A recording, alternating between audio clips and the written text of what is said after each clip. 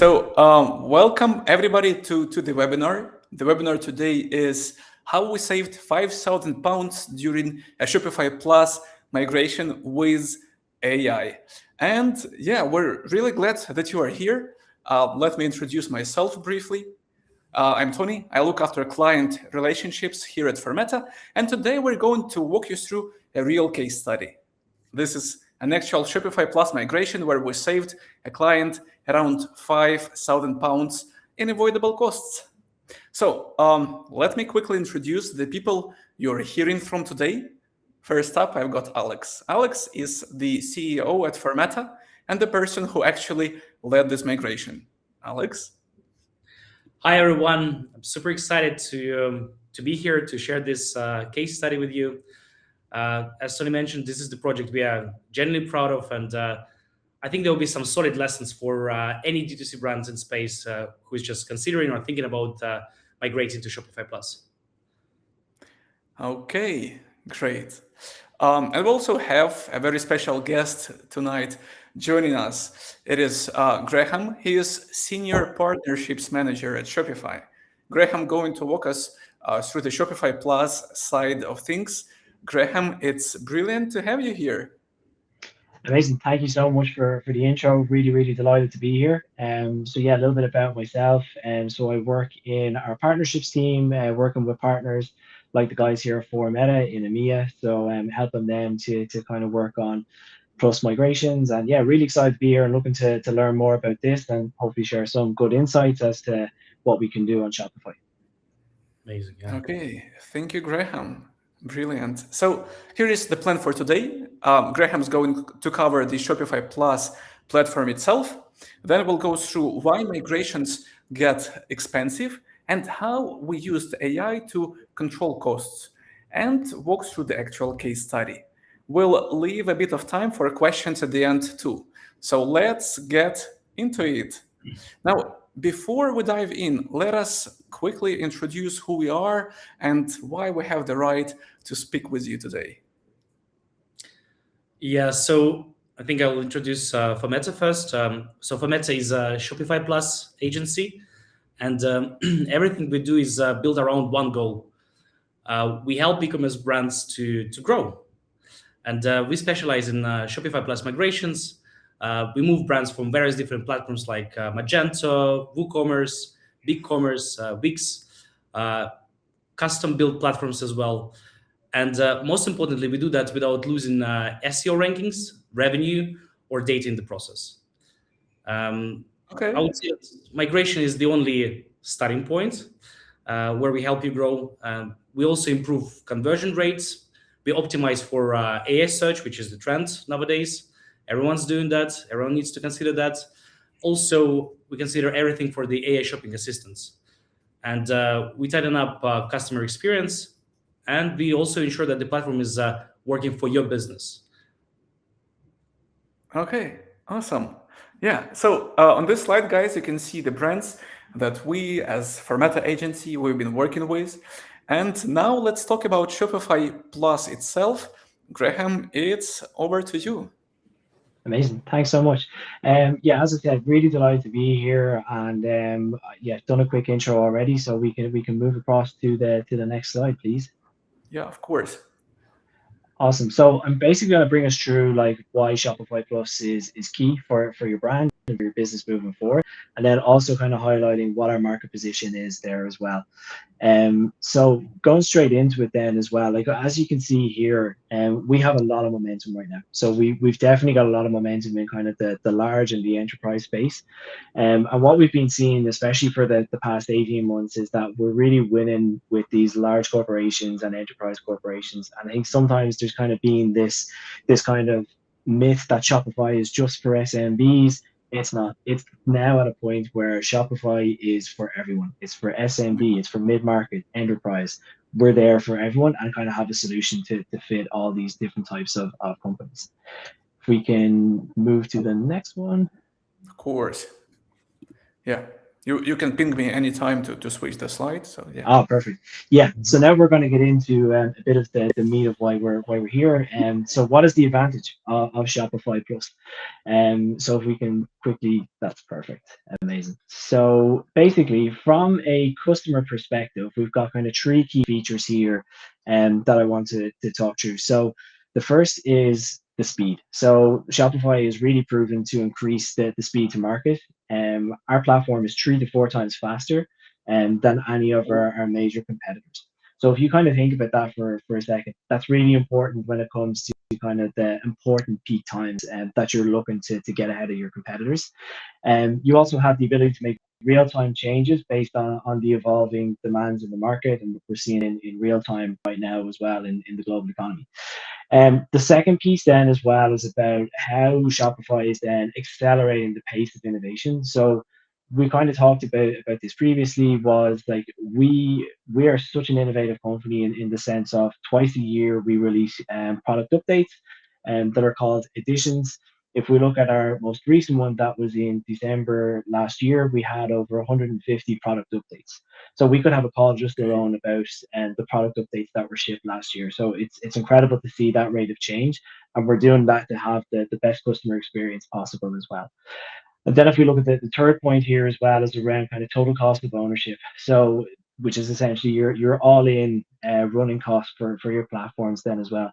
So Shopify is, and this is kind of some third party information that we have as well, is that Shopify's total cost of ownership is 36% better than our competitors out there as well. So you're really seeing that like on average an implementation costs are far higher and up to 50% with some of our competitors.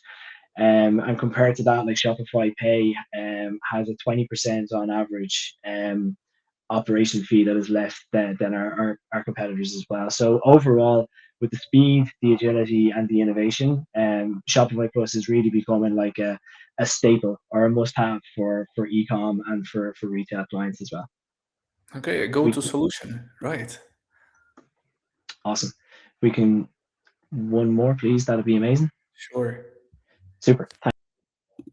Thank you. So we go through three things here as well. Is the philosophy for sure within Shopify is kind of around three kind of central concepts here. So like if we think about this from a Shopify Plus perspective, optionality, and you get to have complete choice in what the Shopify solutions are and the products that you use. So you manage, you're the master of your own destiny with your commerce stack with Shopify. If we look at composability, our systems are really designed to talk to each other around kind of our seamless integration and custom code. So we've got tons and tons, thousands of third-party apps that we work with or that we have access to. So it really gives you the blocks that you need to really thrive and succeed with Shopify Plus. And then finally, I'm not going to go back into the innovation piece in too much detail here, but like when you're kind of working with Shopify, you really get to see firsthand the amount of the level of innovation that we have. And you know, right now the hot topic is around agentic commerce, and there's a lot of moving parts on that right now in North America. You know, hang in there, it's coming. It's coming in EMEA as well. But it's super exciting right now. So there's a lot of moving parts. If we can go to the next one, please. Thank you. Sure. So I think a lot what we still hear a lot of is that like clients definitely want to have that kind of, you know, control over how they kind of build and how they create their store. So you can see here that the three main aspects that we have is around kind of a full platform, headless, modular, whatever you kind of want to do. There's different options for you to go and do that there as well. If we go to the next, super. This piece I think is quite important to highlight as well. And this is not just from a Shopify Plus perspective, but about the ecosystem in general. When we look at unified our unified model here, what you can really see is that we're really trying to have that one source of truth, that one-stop shop, that like you have the full picture of your business in one place. So whether you're a business that's selling B2B or whether you're B2C, the data model and the various features that we have across all our channels on Shopify, really does kind of help kind of tie everything together. And if we look at it from like a external integration perspective or social platforms, there are so many different things that you can do to kind of have that real time information to make the most informed decisions. And again, I know I'm probably repeating myself a small bit, but the way kind of things are right now, I think having that ability to be nimble and have that real time information is becoming more and more important, especially as you're looking to kind of have more fluid product inventories or the flexibility to pay over different ways, and we'll kind of touch on that a little bit later as well. Super. So if we look at innovation on the next slide, then this is a very quick one that I think is quite useful to, I suppose, help paint that picture as to like why Shopify, why should I move to Shopify Plus? And it's about the faster growth that we're seeing that compared to our competitors here as well. Right now, like definitely in conversations that I'm having with other partners, for sure, it's about like how can we do what's right for our clients and how can we get clients onto Shopify fast. So we're definitely seeing that in terms of the graph that's here as well, in comparison to BigCommerce and the Salesforce, especially, that we're really competing very well at kind of the mid-market large accounts section there as well. Wow, the trend is so optimistic for Shopify, but not for others. Yeah, it's good. It's a good news story for us. Things are quite good. I think that's, again, it's testament to the rate of change and innovation that's happening. Things don't stand still. Things are always kind of moving forward, and it's always thought about from like the client perspective. How can we be doing what's right to serve our clients then as well? Awesome. Yeah. Amazing. So yes, that's perfect. A little typo on this. I'm obviously a year or two behind. It should be 25. So at least you know these slides are not AI. I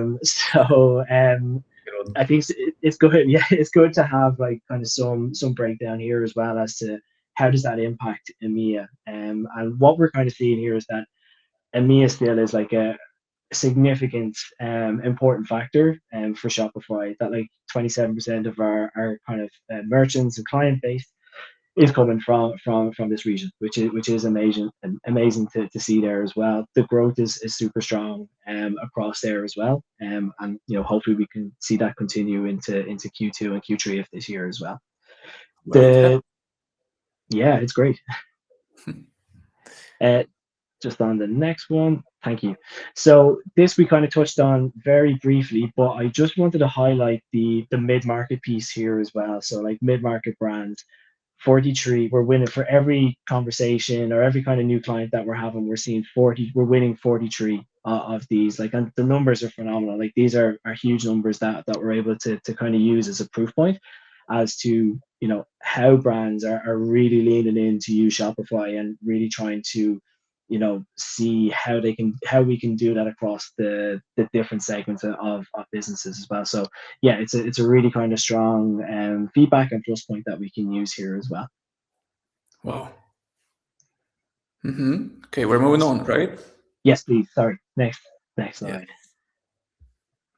So this, I just thought would be good to have it in there, because sometimes we talk about all these numbers and it's like, okay, but who are these brands and who are these clients that you're working with? And like a lot of these, or a big proportion of these are kind of household names. So if we look at Sony, Nestle, Heineken, Patagonia, like huge brands that are all trusting, which is I think the key word here. These clients are all trusting Shopify as their platform of choice. So it's a really great kind of reward, kind of seeing this slide where you're seeing, okay, these are all cool brands, these are like huge brands across the globe, so we're doing some good stuff with the likes of these. Absolutely, good stuff. Amazing. Cool. So I'm going to then quickly go through the payments ecosystem. This I'll go probably a little bit faster because I probably went on a little bit too long at the start there as well. Essentially on the Shopify payments piece. So this is kind of the the real kind of important part of, when if you look to move to Plus, it's so important to have kind of that little purple button, and that's in there as well on the next slide as well. But like essentially what we're trying to do is with Shopify payments, like you kind of have so much availability in terms of like you can see here 133 different currencies and that's available. All major credit cards are kind of taken into account here. But also from a localized perspective, we also have so many different local providers that are more dominant in different markets. So there really is like a lot of flexibility and a lot of kind of choice that you have to match your business and also to match your customers of where they're at, when you're utilizing Shopify Plus there as well. And like on the final point there as well, on unlock more of Shopify, I really think like, getting started fast to capture customers, that's kind of a real key statement here as well. The sooner that you start using this, the more success that you can see moving forward from a conversions perspective as well.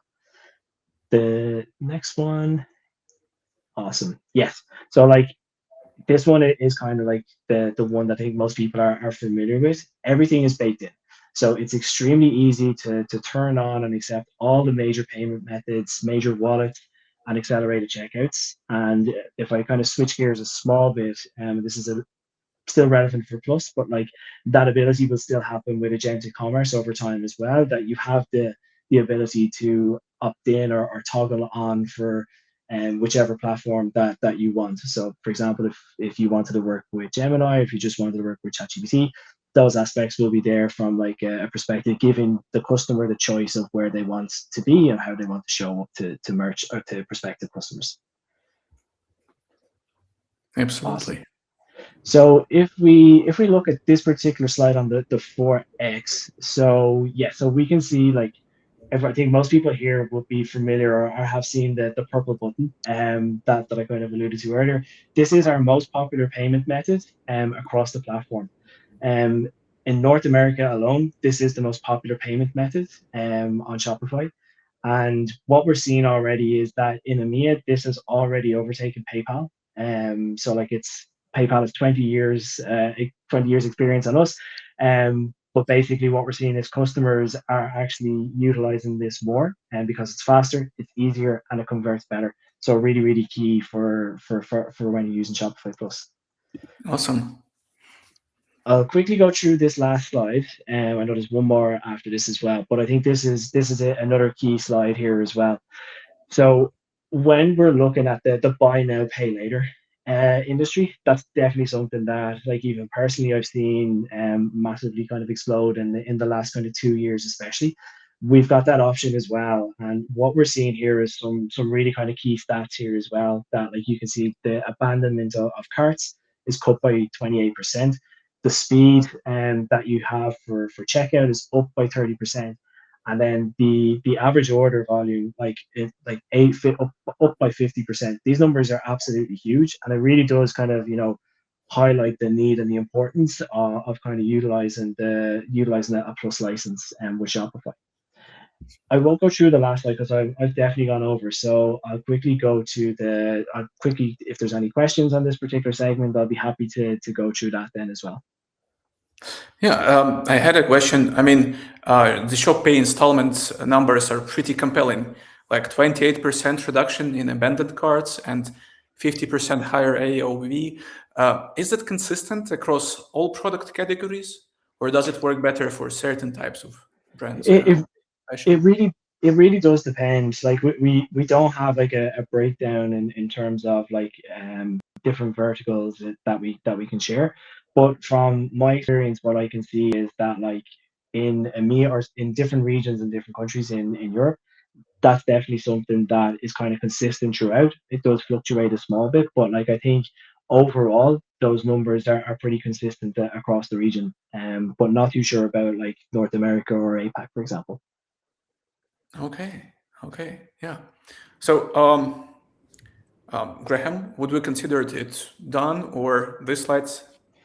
Yeah, just a final wrap up from me is that, like, if you're looking to consider to use Shopify Plus, I think some of the key benefits we've called out there. But if you have like a reliance on flash sales, if you're looking for a robust checkout, really, really fast times, and a very solid and kind of safe payment system, then Plus is definitely an option for you to consider, and a really really solid product to use for your business. But yeah, hope that was helpful. If there's any other questions at the end, happy to take them too. No, Yes. it's super helpful, and also wanted to thank you, Graham, for presenting it. I think everyone seeing this, hearing this, it's convincing enough that Shopify Plus is definitely the way to go. Like it's obvious that the decision to migrate to Shopify Plus is the absolutely winning one. I won't even bring the most famous question of like fees and stuff. I think that the fee for the Shopify Plus is quite fair and solid, and it barely comes up once brands properly understand the total cost picture Graham just showed us. So amazing. Thanks again. Amazing. No problem. Yeah. So also the question here is, how do we do this without going sideways? I mean, we're about to start talking about the migration, and that's the next part is going to cover it. So the platform being great doesn't automatically make the migration smooth. So Alex, you see this all the time, I would assume. Brands make the right decisions and then they still end up overspending. Just what goes wrong? Yeah. So what happens is that brand gets a quote and everything seems to be perfect in the beginning, but then somewhere along the way the number just starts creeping. Sometimes by a little, sometimes by a lot, but nobody really saw it coming. So the thing here is that it's almost never because the developers are like slow or doing bad work. It's because the decisions they were made a bit too late, and data issues they often discovered after the imports already started. So features they get scoped without anyone properly pressure testing them, whether they actually need it or not. And also one important thing is that SEO, it gets considered at the end of the project instead of the beginning. And I would say that by the time these topics and issues they surface, they're quite expensive to fix. And imagine that you're already kind of mid-build and timelines they're tight, and all of a sudden you're also paying for work that could have been avoided entirely. This sounds like a horrible case to go through, but this happens across all the board, right? Not just for the smaller brands, Alex. Yeah, we see this all the time with brands of all sizes. The complexity just scales with the brand, but the root cause, it's usually the same. Things that should have been caught early simply weren't. Okay. And yeah, thanks, Tony. If I had to break down where money actually disappears in the migration, it usually comes down to four main things. First, brands rebuilding that things that Shopify has built in, that has natively. And this is quite often the case. We see this almost all the time. And the second thing is that we usually underestimate how messy data could be. And discovering that halfway through is actually quite costly. Right. The third thing is fixing issues after launch. We know that launch day fixes, they're not only stressful, they're also expensive. And I think that these issues, they have been, they should have been caught early when they are like in the QA phase. Right. The fourth thing, I would say, it's paying for the emergency work, which is basically what happens when the first three things, they go wrong. Alex, it sounds to me that you're trying to say that most of this overspend is pretty avoidable, huh? They certainly are. Okay. Now, so when we talk about using AI in the migration, I want to be really clear about what we mean here. Indeed, there is a lot of hype around AI out there, and people think that AI is doing everything automatically. Developers, at the same time, they fear that they will be soon replaced by AI. Did you actually replace any developers with artificial intelligence? From the business perspective, maybe that would be a viable thing, but Uh-huh. and no pun intended. But AI, AI isn't that powerful yet. We don't know what might happen in few weeks, few months. But as of now, yeah, of course not. And we mainly use AI as a validation layer.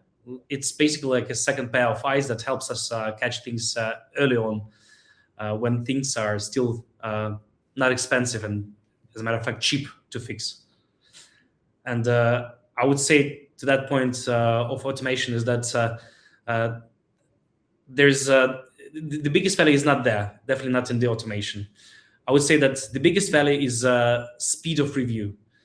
So AI lets us pressure test assumptions and analyze data structures. We can also identify edge cases much faster than doing it manually.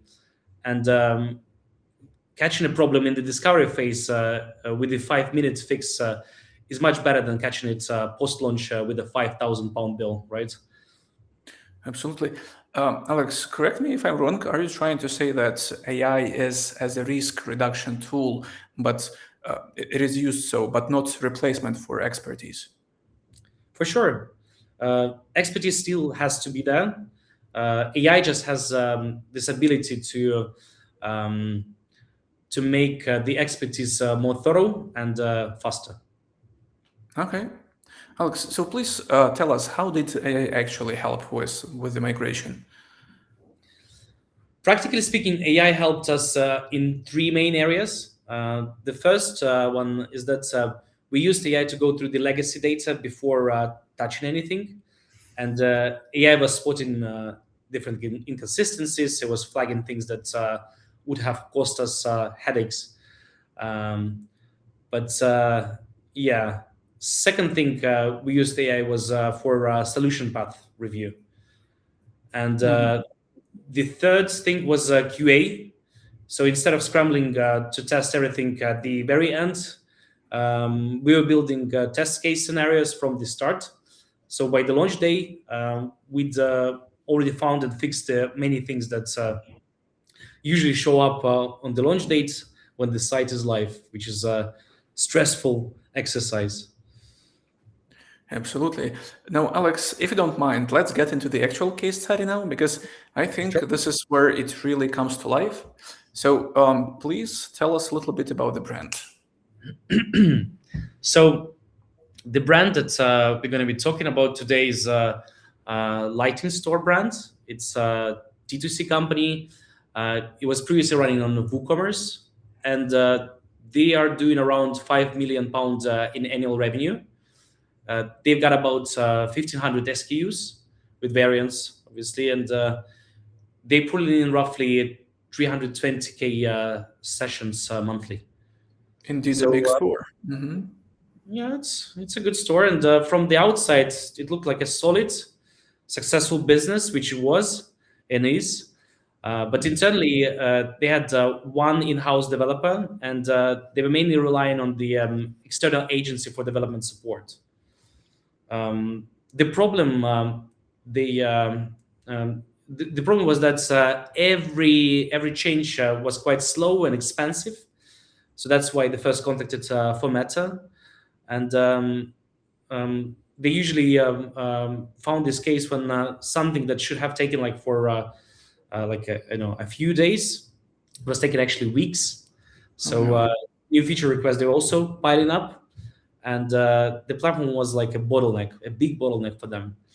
That was the moment where brand usually starts considering Shopify seriously, and we all want the platform to be an enabler, and yeah, we don't want it to be a drag on the business. Right. I think people who are watching today, they will recognize that situation. Yeah, also almost certainly. This situation is actually quite common, and moving to Shopify Plus is absolutely the right call. Okay.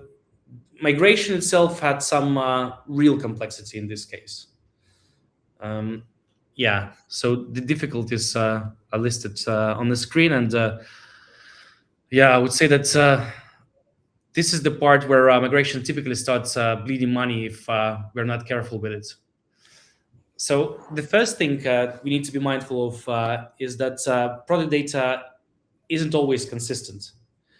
Same attributes, in this case, they were stored differently depending on the product type, which is a classic migration trap. It looks manageable until you're halfway through the import, and then all of a sudden realize that nothing maps cleanly. And in addition, they had complex filters on PLP and also product options on PDP. So that's just adding to the complexity. Second thing was SEO. It was absolutely crucial. So organic search was responsible for almost 60% of their revenue. And even a small SEO mistakes, it could be quite costly. And in this case, it would have been real and measurable financial impact. So this is definitely not a place to improvise. Absolutely. As a third thing, I would say that the checkout logic, it was hard-coded, and it was layered over four years. There was no single source of truth, and like we didn't have a clue like why certain rules even existed. And there was no documentation support saying that this rule is here because of this customer segment. And finally, like with most of the custom platforms, as I mentioned, documentation was either missing or it was outdated. So combination of these things, this is exactly where migrations, they go over budget. And if left unmanaged, we typically expect this kind of project to add 20 to 40 hours of development support somewhere mid-project. And it's not because anything went terribly wrong. It's just because issues and things, they surface too late. So that could quite easily mean like 3 to 10,000 pounds disappearing from the budget. Alex, and as a professional digital agency, it sounds to me like this is what you set out to avoid. Exactly. Okay. So now this is the part everyone came for. Alex, please walk us through the points where the money were actually saved. Yeah. So it came down to three main areas, and yeah, thanks for clicking through. Let's go through them. We start with the data mapping. Yeah, data issues, they're generally one of the most expensive things to fix post-import. As by that phase, you already built around assumptions. And these assumptions, they turned out to be all wrong. So what we did was to use AI to review the entire legacy data structures before we even touched the build. And our AI was looking for inconsistencies, naming mismatches, missing fields, duplicate entries, conflicting attribute formats across all of the product types. AI just flagged a significant number of issues that would have caused real problems during the input. So we adjusted the data mapping before the build even started. And that helped us to save like hours of potential rework. Good. Nice. And these are the kind of issues that seem minor until they not, are they? Yeah. I would say that one inconsistent attribute across 1,500 SKUs might sound small, but fixing it after import, that's a day or two of developers' time minimum. And fixing it up front is just like a few hours of structured review. Okay, let's move on. Yeah, feature scoping. Yeah. Yeah, so like let's say that the area of solution path review, it's generally the part where AI helped us challenge early solution assumptions. We compared requested functionality against Shopify native capabilities, and likely there were some apps already pre-developed, and yeah, simpler implementation paths also were considered. We did this with one purpose. We wanted to avoid unnecessary custom work before it even entered the build. And yeah, this is not a small saving, actually. I would say that custom builds take time for scoping, development, testing, and review cycles, obviously. So if you can remove two of this from the project, it's actually quite a meaningful chunk of hours saved. I think I wouldn't be wrong to say that Shopify Plus offers a lot of functionality that other platforms require custom work for. Okay, Exactly. let's move to the next slide. Okay. Yeah, so with QA phase, we used AI to build checklists before the build was even completed. And we are identifying edge cases early.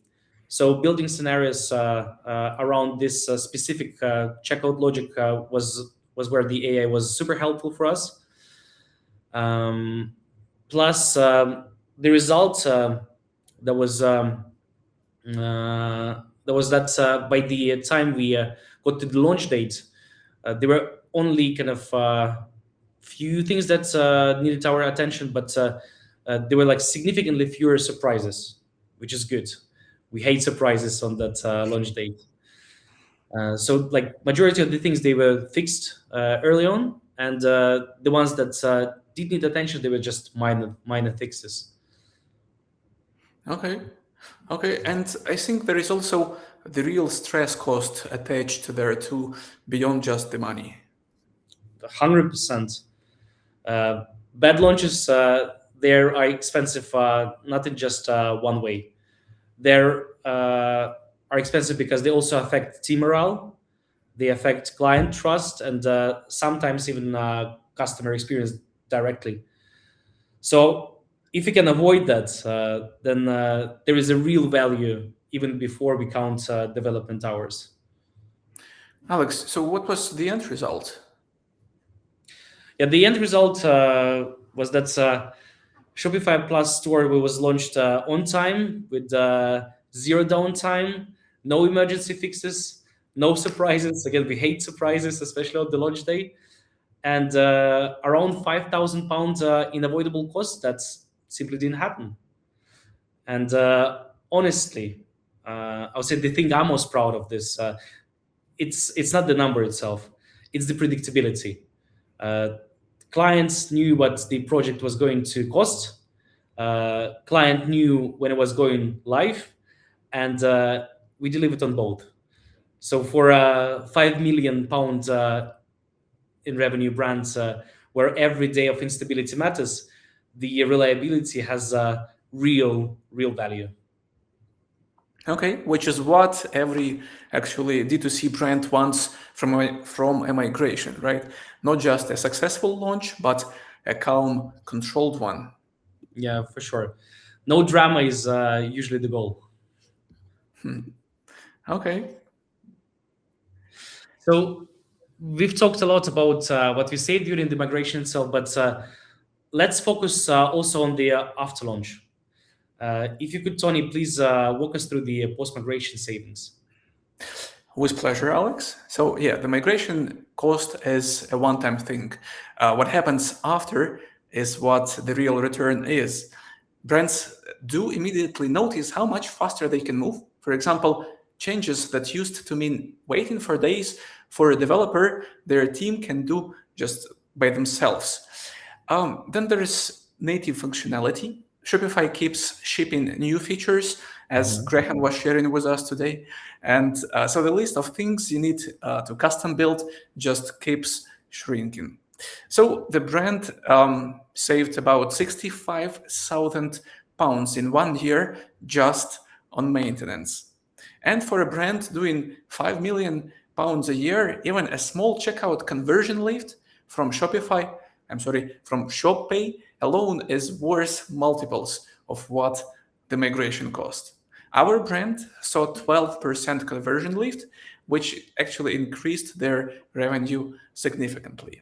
This is a great win for us, I think. The £5,000 that we saved during the project, we're proud of that, but it's honestly the smallest number in the story. Yeah. So the migration cost is really just the starting point. Absolutely. Now, Alex, can you walk us through the whole migration process? Because I know AI usage is one part of a bigger framework. Exactly. And I would say that process itself, it's not complicated. It's quite straightforward. First, we start with the audit. Then we clean the data and we ensure that like SEO is well preserved. Then we build, test, we launch, and that's it. That's how it looks. The whole point of every step is just making sure that launch day is boring.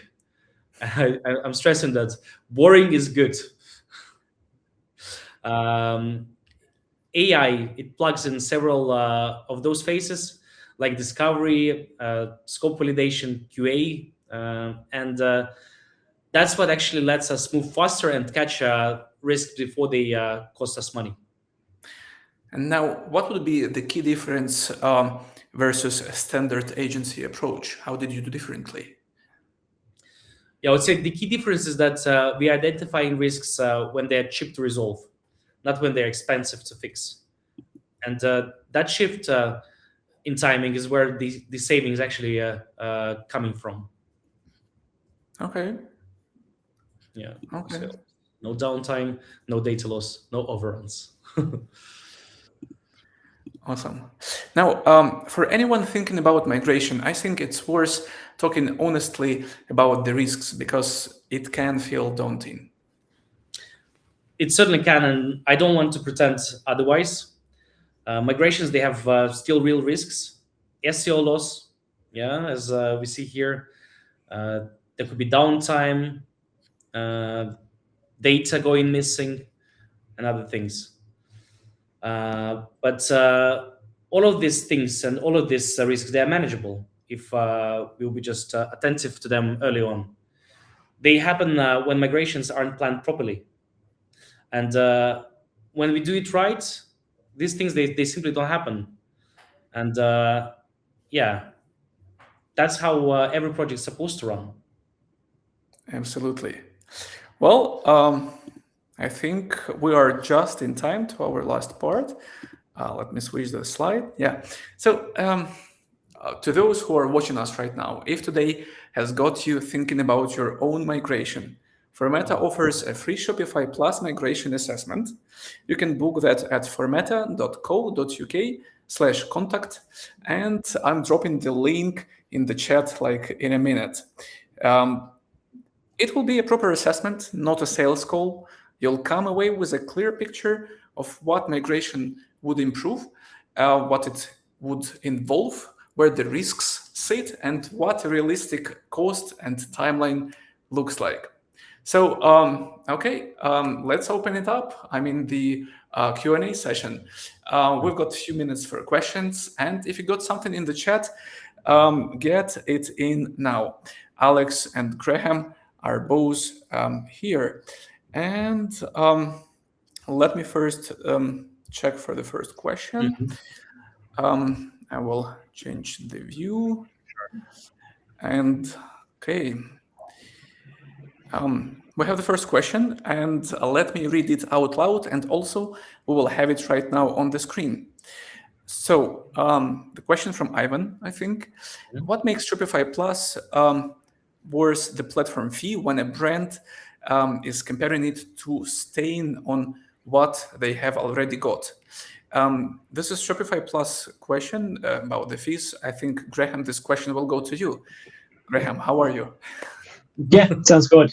Yeah, I think it's a very fair question, and like, look, it's a considerable amount to move onto Shopify Plus as well. But the benefits are significant, and some of them I kind of touched on earlier. Like, for example, the payments piece is a huge lever there as well. The other piece, especially if you are a brand, if you are a merchant that is really looking for a strong checkout, you've got multiple SKUs, you are doing a lot of different changes, like, then you really will benefit from Shopify Plus. The other piece that's important as well is, like, thinking about, like, what are the different domains? Where are you, have you got more than say a .co.uk website? Have you got 3 or 4 other international stores that you need to use as well? There are multiple benefits that make that plus fee really worth it. My personal favorite is kind of around kind of the Black Friday Cyber Monday piece, and I always kind of use that as a key kind of point, because for a lot of retailers, a lot of businesses, in anyone online, it can be the make or break of their year. And if you kind of don't perform well, if you have checkout usability issues at that point of the year, that could be really detrimental for your business. So when you have the trust that knowing that Shopify has like a really solid checkout, fast experience, and is robust during those kind of key shopping times, I think that far exceeds the cost of the plus license in the overall cost of the year. So yeah, a few different reasons why I think plus is worth it. Okay, thank you, Graham. Brilliant. I'm looking for the next question, and I think this one will go.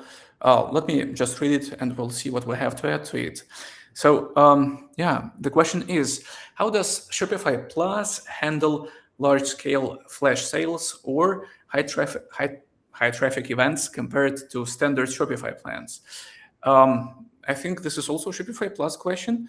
Graham, would you have something for that? Yeah, to be honest, I definitely kind of used the same answer I gave previously. That like with Plus, like it is way more capable during those kind of peak moments. That like when you're having a lot of traffic, you need to make changes. Like for example, there could be like, I'll use mid market as an example. There could be a lot of mid market clients that need to make a lot of changes over a 4 to 6 week period when it's like super busy. They need to have something that is easy to do, that's reliable. So like utilizing Shopify Plus is really kind of that key piece. And I think it's more about like thinking about how can you take advantage of the key shopping moments during the year as well. That Plus is like that kind of safety net that's underneath there to kind of complement all your other activity on social and different advertising channels as well. So for me, it's about like safety and security, knowing that you've got like a really really good platform that's kind of showcasing your brand and your products. Okay, beautiful. So let me get us another question. You have those who are watching this, you still have the opportunity to add the questions to the chat. We have a couple of questions here. Let me read this one out loud, and we'll see what we can have for this. How can a Shopify website leverage LLM-powered search and recommendation systems to optimize content discovery and suggest relevant products or websites across multiple LLM platforms? Okay.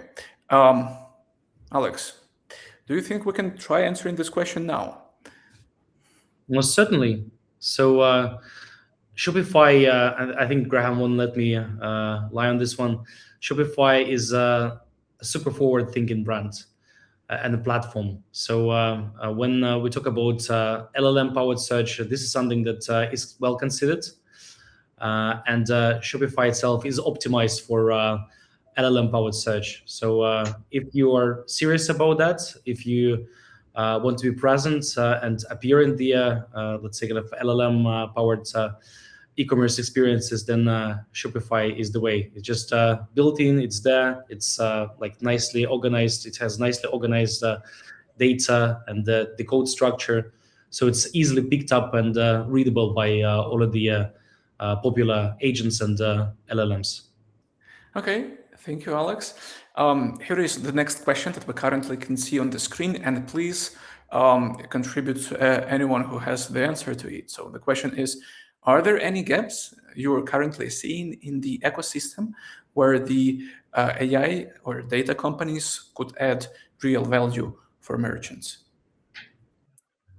Would there be any gaps in the Shopify ecosystem? Graham, would you say that Shopify is impeccable?